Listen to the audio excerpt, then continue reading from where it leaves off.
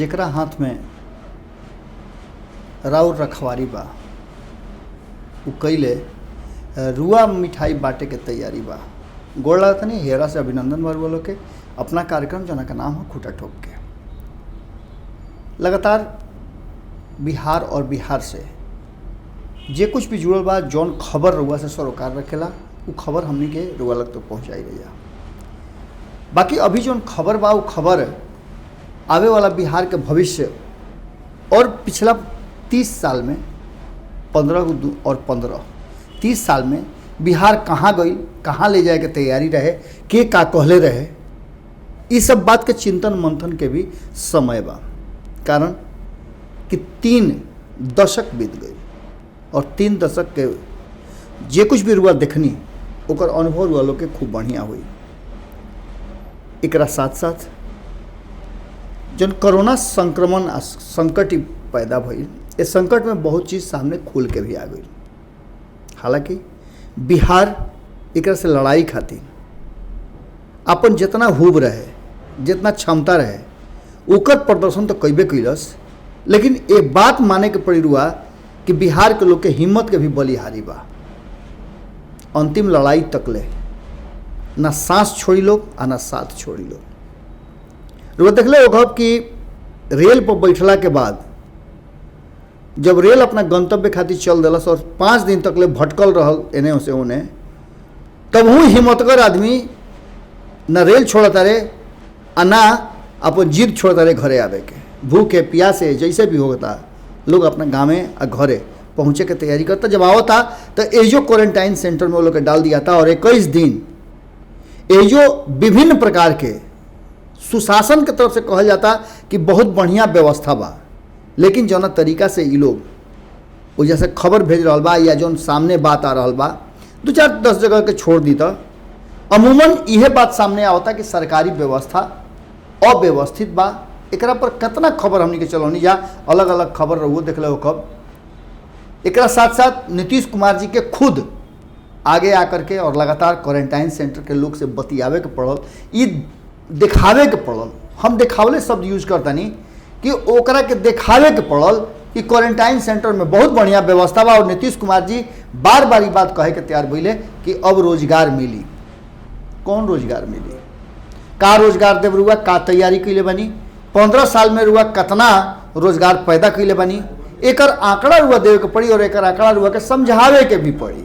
अब एकरा के रुआ कैसे समझाई, कैसे लोग के रोजगार देव। कारण कि 1 करोड़ के आसपास लोग रुआ इंतजार करत रहा कि रुआ वो लोग के रोजगार दे, बाकी तो रुआ ना देनी तो वो लोग बिहार से बाहर जाकर के रोटी के तलाश शुरू कर दिलस। लेकिन अब रुआ और पूरा कुनबा कहता कि रोजगार देव। कौन रोजगार देव?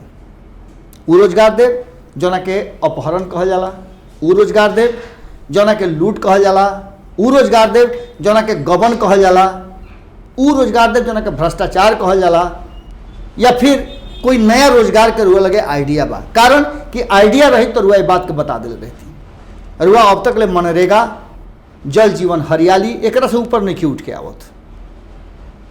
पर्यटन के बहुत बड़ा संभावना बा, ओकरा पर रुआ चर्चा नहीं करत। रुआ इहो चर्चा नहीं करत कि 6 महीना बाढ़ 6 महीना सुखाड़ झेले वाला बिहार एकरा से कैसे निजात पाई। बाकी तो रुआ दावा कर देनी कि रुआ जे भी लौट के आई ओकरा के रुआ बिहार में अब राखब, बिहार में रोजगार दे। लगातार अब बिहार में कुछ चीज़ जौना के संभावना बहुत पहले भारत लाइव व्यक्त कैले रहे कि जब बिहार में लोग आई वो लोग के काम धंधा ना मिली तो लोग का करी। निश्चित रूप से वो लोग के रास्ता भटकी और भूख सबसे बड़ा जो महामारी बा वो महामारी के दूर करे खातिर, पेट के आग बुतावे खातिर कुछो ना कुछो उपाय जरूर करी लोग। और उपाय कहीं ना कहीं रास्ता भटका कर ले जाई और जना से लूट चोरी डकैती जैसन संगीन अपराध करे खातिर लोग के मजबूर भी करी। बहुत सारा ऐसा अपराधी रहे हैं जौन बिहार छोड़ करके अलग अलग राज्य में जाकर के रोजी रोजगार करते रहे, काम धंधा करते रहे, सब लोग के धंधा चौपट हो गई। पूरा उद्योग जगत जौन बा वो हाथ खड़ा कर दिले बा कि हमरा लगे कुछो नहीं है। सरकार अलगे तरीका से एक योजना बनौलस जौन योजना के अब तक पूरा खुलासा ना हो पाओ।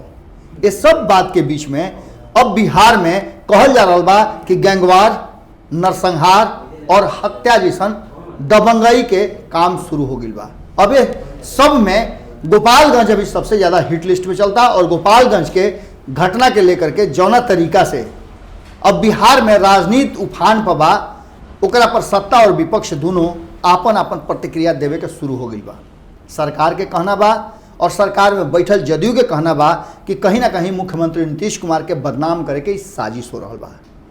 ये पूरे मामला पर दो फेज में ये घटना घटल। पहला फेज में एक ब्राह्मण परिवार के लोग पर अटैक भइल और वो लोग के हत्या कल गई। ठीक ओकरा एक सप्ताह के बाद वही गोपालगंज में लगभग वही क्षेत्र से जुड़ल दूसर का घटना होता जना में यादव परिवार पर हमला होता। ये हमला में आखिर कारण का बा? का राजनीतिक हमला हो रहा बा, राजनीतिक हत्या बा, या फिर नरसंहार हो रहा बा? नरसंहार के जब चर्चा होता तो निश्चित रूप से वो दिन जदयू याद दिलावे लगाता आरजेडी के, तेजस्वी यादव के, उनका माता और पिता के उस दिन के याद दिलावत हुए कि जब उनकर माता पिता सत्ता में रह तो बिहार में कितना नरसंहार भइल और कैसे नक्सलवाद और उग्रवाद के साथ साथ अपहरण जैसन कई गो उद्योग पनपल और फलल फूलल। दबंगई के अति होत रहे जौना के 2005 में समाप्त करके नीतीश कुमार सत्ता में अले, सुशासन के नाम दिले और न्याय के साथ विकास वाली सरकार गठन करे के ओकरा के चलावे के वादा कैले और सबके बराबर अधिकार देवे के बात कैले। आंकड़ा के हिसाब से भी नीतीश कुमार एक हाली ना 3 हाली चुनाव जीतले, 3 हाली में 2 हाली चुनाव जीतले भारतीय जनता पार्टी के साथ रह के और 1 हाली वही लालू यादव के साथ चुनाव जीतले जौन लालू यादव के हरा करके 2005 में उनका जंगल राज के सफाया के बात करके वो सत्ता में आई रहन। राजनीति के चाल बड़ा अजीब होला। अभी तेजस्वी यादव चुप्पी सधले रहे हा, वो लगातार हमनी के रुआ देखले हो कि बताओ तनी जा कि जितना बार भी बिहार में अलग अलग तरह के समस्या आई, उस समस्या पर उनका चुप्पी बड़ा असमंजस पैदा कैले रहे। लेकिन जैसे ही ये मामला के राजनीतिकरण भइल और जातीय उन्माद के रूप में एकरा के सामने लेके आवल गई, तेजस्वी यादव बाहर आ गई। उनका पर आरोप यह लाग रहा बा कि अब तक ले कहाँ रहे जब चमकी बुखार भइल, अलग अलग तरह के बिहार के लोग के त्रासदी झेले के पड़ल, तौना घड़ी नेता प्रतिपक्ष कहाँ रह अब सामने आगे बढ़े। हालांकि तेजस्वी यादव गोपालगंज मार्च करे के बात करता है, उनका मार्च के विरुद्ध में जिनका पर आरोप बा अमरेंद्र पांडे, वो खुद कहता रहे कि हमू गोपालगंज से पटना आवे के तैयारी करता नहीं, हमू मार्च पास्ट करब, हमरा पर आरोप गलत बा, हम एमें कहीं से संलिप्त नहीं थी और पूरी तरह से यह मामला के बैकवर्ड वर्सेस फॉरवर्ड यानी कि जो उनकर पिताजी के काल में भूरा बाल के साफ करे के बात चलत रहे, कहीं ना कहीं नीतीश कुमार से भूरा बाल के दूर करे के पूरा तैयारी चल रहा बा और इस साजिश में तेजस्वी यादव पूरी तरह से जुड़ल बड़े। बीच में रुआ एगो बात भी सुन ले होगा कि कहीं से लगातार आरजेडी के तरफ से या आरजेडी के समर्थक के तरफ से ये बात लगातार कहल जाता है कि ब्राह्मण और यादव मिल करके अब की हाली सरकार बनी है। अब ब्राह्मण, भूमिहार और अन्य लोग मिल करके केकर सरकार बनी है ये तो वक्त बताइए। सवर्ण अलग तरह से गुस्सा में बाड़े, उस सबके साथ गुस्सा में बाड़े, केहू व्यक्ति और कोनो पार्टी विशेष से ना, सबके साथ उनका गुस्सा बराबर बा और एक गुस्सा में कहीं ना कहीं कोई अभी तक फैसला नहीं किया भाई, सब कुछ असमंजस में बा। रुआ देख लो होगा कि कई गो ब्राह्मण और भूमिहार के पार्टी भी तैयार हो रहा बा। आशुतोष कुमार जो भूमिहार ब्राह्मण एकता फाउंडेशन मंच के अध्यक्ष बाड़े, वो भी पार्टी के बनावे के तैयारी कर दिले बाड़े और पार्टी के घोषणा भी संभावना बा कि 1 से 2 दिन के अंदर में कर दी है, जोना के तैयारी उनकर चल रहा बा। एकरा साथ साथ कई ब्राह्मण संगठन अब एकरा पर काम करे के तैयारी शुरू कर दिले बाड़े। ब्राह्मण पर हो रहल अत्याचार के लेकर के एकरा पहले भी जो हत्या भई रहे ओकरा पर काफ़ी मुखर होकर के ब्राह्मण संगठन अपना के आगे लेकर के आई और नीतीश कुमार पर दबाव बनौलस कि ब्राह्मण के साथ अत्याचार काहे हो रहा बा। भूमिहार के साथ भी सेनारी नरसंहार भई, ओकरा पर भी कई तरह के बात तेजस्वी यादव पर भी आरोप लग रहा बा कि वो घड़ी वो अपना मुंह से एक शब्द काहे ना बोल ले। एकरा मतलब कि कहीं ना कहीं राजनीति में अब ई जो हत्या हो रहा बा, ये हत्या के साजिश राजनीतिक रूप से एकरा के आगे लेके जा रहा बा और ई हत्या जो बा एकरा के राजनीति से जोड़ करके देखल जा रहा बा। जब आंकड़ा के बात करी तो लगातार तेजस्वी यादव नीतीश कुमार के 15 साल के शासन के आंकड़ा दे रहा बा। 2019 के कुछ आंकड़ा उ दिले है जौन में उनकर जौन आंकड़ा बा वो आंकड़ा कहता हुआ आंकड़ा हालांकि उनकर है ना, एनसीआरबी के ई रिपोर्ट है और एनसीआरबी रुआ जानते बानी कि केंद्र के संस्था है जौन की एकर सर्वेक्षण करेला।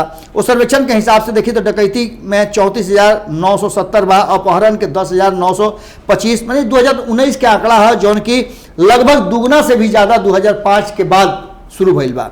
एक साथ साथ बलात्कार के भी घटना बा जौन में 1450 बलात्कार के घटना कहल जा रहा बा। एक साथ साथ और भी संगीन अपराध जौन बा वो दुगना लगभग बढ़ गई बा। 2,70,000 के आसपास संगीन अपराध के पूरा ई व्यवस्था हो रहा बा। 10 सर्कुलर रोड पर तेजस्वी यादव अपना सरकारी आवास पर सारा विधायक लोग के बोलौले बा गोपालगंज मार्च करे खातिर। अब समझ ली कि राजनीति कहाँ जा रहा बा, कोरोना कहाँ गई, कोरोना संकट कहाँ गई, कोरोना लॉकडाउन कहाँ गई। जो लोग अपना के 60 दिन तक ले लॉकडाउन में रखले रहे, अभी 31 तारीख नहीं आयल, कोरोना संकट खत्म नहीं के भई, लॉकडाउन के अवधि भी खत्म ना नहीं के भई, लेकिन ओकरा पहले ये पूरी तरह से राजनीतिकरण होना रुआ बता सकिले, रुआ समझ सकिले कि आखिर रुआ के कहाँ प्रयोग कल जाता।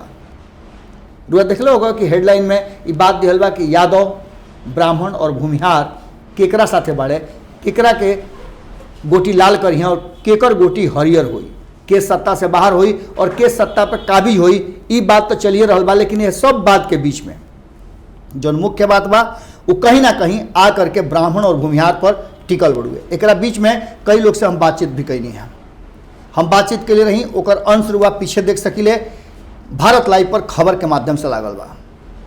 यही बीच में संतोष यादव बाड़न एगो कलाकार, उनका से हम बातचीत के लिए रही हैं और बातचीत में उनकर वीडियो के आधार पर हम बात करेंगे। ना वीडियो में वो खास करके अमरेंद्र पांडे, पप्पू पांडे, खेसारी लाल वगैरह वगैरह सबके जोड़ करके जना तरीका से वो अपन बात रख ले है, वो कलाकार के भाषा ना रहा, वो दबंग के भाषा रहा और वो भाषा में वो निश्चित रूप से यह बात के दर्शावे की कोशिश के लिए है कि यादव कमजोर ना होले। वह भाषा रुआ ठीक देखब कि पप्पू पांडे जौन की रुआ जानता नहीं कि उनका पास आरोप लागल बा, हालांकि उनका नाम सीधा तौर पर नहीं है, लेकिन संदिग्ध में उनका नाम जरूर बा। उनकर भाई और भतीजा पर भी आरोप लागल बा और ये सब के बाद अब जो स्थिति बा वो सीधे तौर पे यादव वर्सेस ब्राह्मण या यादव वर्सेस सवर्ण के एक जो नया धारा चल रहा बा, ये बिहार के कहाँ लेके जाई। जहाँ एक तरफ बिहार भुखमरी से मर रहा बा, ओजा अगर रुआ मिठाई खियावे खातिर सरकार रुआ के तैयार हो जाए तो रुआ का करो। जौन संभावना व्यक्त भारत लाइव के लिए रहे, रुआ लोग की याद हुई कि रातों रात में खबर के दौरान संपादक नमन मिश्रा जी के साथ बातचीत के दौरान ये बात के स्पष्ट कही गई रहे और ये बात पढ़ने के काफ़ी लंबा चर्चा कही रही जा कि जो बिहार में प्रवासी लोग आ रहा बा, बिहार बिना काम धंधा के 60 दिन तक ले भूखे प्यासे रह के आ रहा बा, एजा वो लोग रोजगार काम ना मिली तो वो लोग का करी लोग। तो निश्चित रूप से बिहार में रोटी के तलाश में भूख मिटावे खातिर, आग भूख के शांत करे खातिर वो कुछ ना कुछ नैतिक के बाद अनैतिक कार्य भी करे खातिर मजबूर हो जाए लोग। और वो अनैतिक कार्य रुआ समझिए सकिले छिनछोरी हुई, डकैती हुई, लूट हुई, अराजकता हुई और एकरा से रुआ इनकार ना कर सकिले। शासन प्रशासन कितना असफल बा, कितना शासन प्रशासन सख्त बा, इहो बात रुआ देखो तनी लगातार कई साल से। इस सब बात के बीच में एक बात कह के आज हम रुआ के खूटा ठोक कार्यक्रम में विराम देहब। काल खातिर मिले के वादा के साथ कि चिड़ै के जान जाए और लड़का के खिलौना, जनता त्रस्त बाड़ी और कहीं ना कहीं ये पूरा माहौल में सत्ता और विपक्ष आपस में अपना संगे गुल्ली डंडा खेल रहा बड़े, केकर गोटी लाल हुई। एमे जनता के पूरी तरह से आम जनता रुआ लोग के कहीं ना कहीं घाटा तो निश्चित बा, चाहे केहू जीतो। जौन हो रहा बा रुआ देखते बानी 15 साल बनाम 15 साल में का रुआ भेटाई, रुआ हाथ में बा, हे हाथ में देखी चाहे हे हाथ में देखी, अंत में उस सोना के सोने रुआ हाथ में बा, 0/0 सब मामला फटास बा। अब एकरा आगे रुआ का फैसला करे के बा रुए हाथ में बा। कैसे सरकार बनी, कैसे बिहार विकास करी, कैसे राउर दिन दुनिया सुधरी, एकरा पर रुआ विचार करे के शुरू कर दी। चूँकि प्रधानमंत्री जी भी आत्मनिर्भर होके के बात कह दिले बड़े। अब लोकतंत्र में व्यक्ति के आत्मनिर्भर होके के चाहिए, ओकर तरीका का बा रुआ सोचे के हुई। ऐसे कि सरकार सोचल बंद कर दिले बा। अब रुआ वाला मिठाई जितना रुआ खाए होके खा सकीले। गोड़ लागत नहीं।